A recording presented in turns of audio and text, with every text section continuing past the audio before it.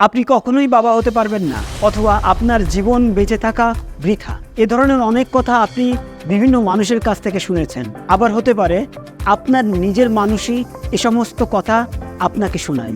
এর কারণ আপনি পুরুষ বন্ধ্যাত্ব বা অজস্পার্মিয়ায় আক্রান্ত, অর্থাৎ আপনার সন্তান উৎপাদনের জন্য আপনার বীর্যে কোনো শুক্রাণু নেই অথবা শুক্রাণুতে সমস্যা আছে। এই প্রভাবে অনেকের জীবন দুর্বিষহ হয়ে পড়ে, ভেঙে যায় সব স্বপ্ন, সব সাধনা।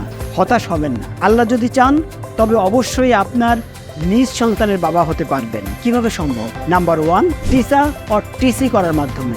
আপনার অন্ডকোষের মধ্য থেকে এক ধরনের পাতলা সুই প্রবেশ করিয়ে অল্প পরিমাণ টিস্যু বের করা হবে। তারপর সেই টিস্যু থেকে শুক্রাণুর কোষগুলি সন্ধান করার জন্য একটি মাইক্রোস্কোপের নিচে পরীক্ষা করা হবে। এতে যদি আপনার শুক্রাণু মিলে যায় তাহলে সেটি ফ্রিজিং করা হবে। নাম্বার 2, পিসা। এই পদ্ধতিতে এপিডাইমিসিসে একটি সুই প্রবেশ করানো হয় এবং সেখান থেকে স্যাম্পল কালেকশন করা হয়। তারপর শুক্রাণু কোষের সন্ধানের জন্য তরলটি একটি মাইক্রোস্কোপের নিচে পরীক্ষা করা হয়। যদি আপনার শুক্রাণু পাওয়া যায় তবেই এ পর্যায়ে তা সংরক্ষণ করার ব্যবস্থা করা হয় মাইক্রোটিসার মাধ্যমে।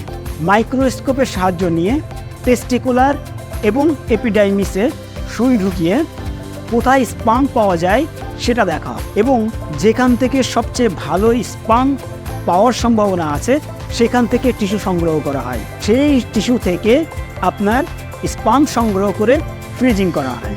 বাবা হওয়ার জন্য কোন পদ্ধতিটি আপনার জন্য উপযুক্ত সেই সংক্রান্ত সকল পরামর্শ পেতে এখনই ভিডিওটিতে লাইক, শেয়ার এবং সাইন আপ করুন। ধন্যবাদ।